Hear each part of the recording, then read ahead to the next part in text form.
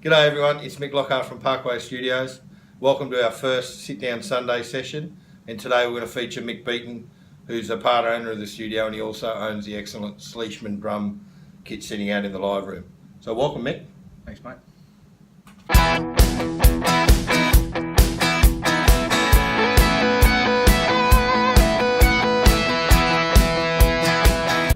Trevor.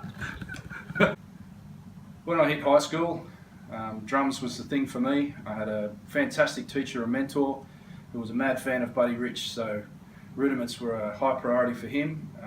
And as I developed as a drummer, I realised that these were crucial in my personal development as a drummer. So through school, I played in concert bands and marching bands. So the marching band had a big influence on keeping those rudimentary skills up and running, which helped as I grew and developed into a drummer and transferred all of that onto the drum kit.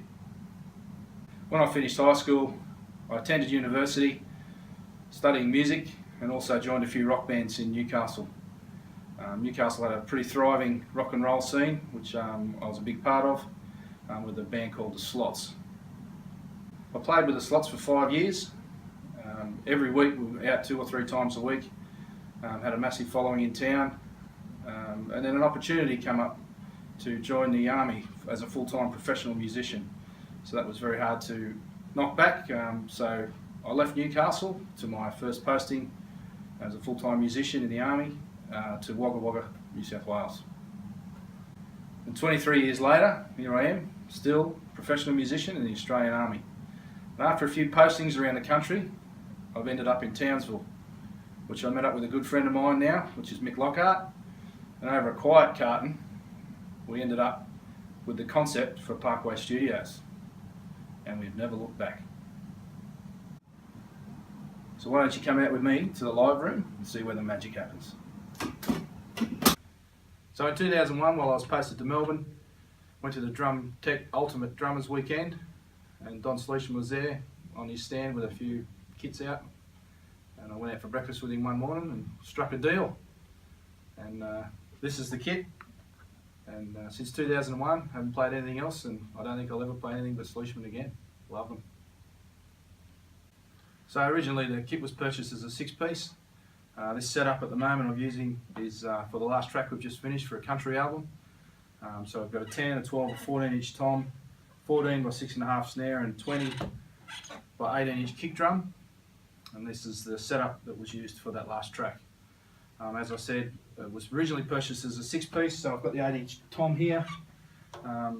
It's generally used when I'm playing big band and recording big band.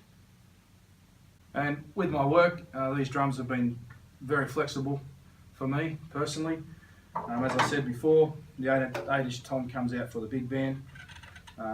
If you haven't studied or learnt about the Sleishman innovative setup, I recommend you go and check it out. Their tuning system is incredible, and this is why I fell in love with the drums. So check out the links below to Sleishman, and if you're not aware of how the drums are designed, check them out, have a look, because they're very special. So the snare drum I use is a 14-inch by 6.5, made out of Canadian maple. It's my favourite snare drum.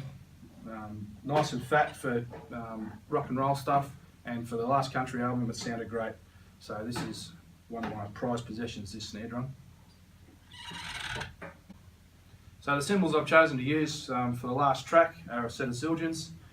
We've got, so the crashes, we've got A Customs, 15-inch and 16-inch. The ride is a K series, and so are the hats, 13-inch. So we're chasing a nice bright sound for that last tune. Sticks I'm currently using are Vic Firth, Peter Erskine ride sticks with a wood tip. These have been a favourite of mine for probably the last 10 odd years, and again they're very versatile for me in the studio and also at work. There are a few stick techniques that I like to use when playing live and recording. I use both match and trad grip. The trad grip's generally for the big band setup. It enables me to play ghost notes easily, and also the right flow and feel for the big band swing type stuff. The country / rock genre, I tend to use flip the stick over, use the butt end of the stick. Again, it gives me a lot more power and control for me personally, and also from trad grip to cross stick, it's just a nice easy flip over. That's an interesting question actually. Number one priority is to play in time, whatever track you're doing and whatever tempo you're playing in, that's the focus initially for me. Secondly, I guess making sure the kick drum pattern and the groove that you're playing is locked in with the bass player who'll be sitting in another room. So as we lay the bed tracks down, we want the foundation for the track to be nice and solid for the artist. So the skins I choose to use on the Sleishman drums are the Evans heads all around the kit. On the toms we're using G2s, coated, Genera dry for the snare head, and the EMAD for the kick drum. The Evans for me tune up nicely with the system, with the Sleishman system, and they have the full rich tone that I chase when recording and playing live. So this is personally my taste. For a comfort thing I guess, and for feel under my feet, I actually record in bare feet. It feels more natural for me.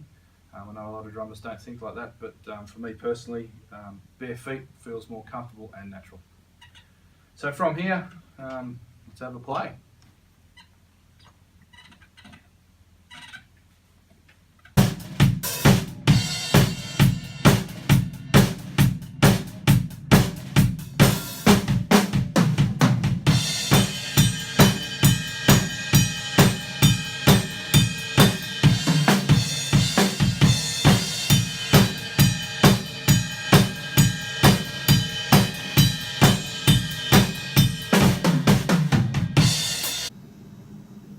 There you go guys, hope you enjoyed the insight into my drums and this studio and the way it works for me. I know everybody has different tastes and different setups, but the tried and tested methods that I've used work for me, so I'm going to stick with them. Don't forget to check out Sleishman Drums. They look after their artists very well, and I'll always play Sleishman Drums. They're fantastic. Thanks for your time. Guys, thanks for hanging out with us today on our first Sit-Down Sunday session, and we're going to have another video out this time next week.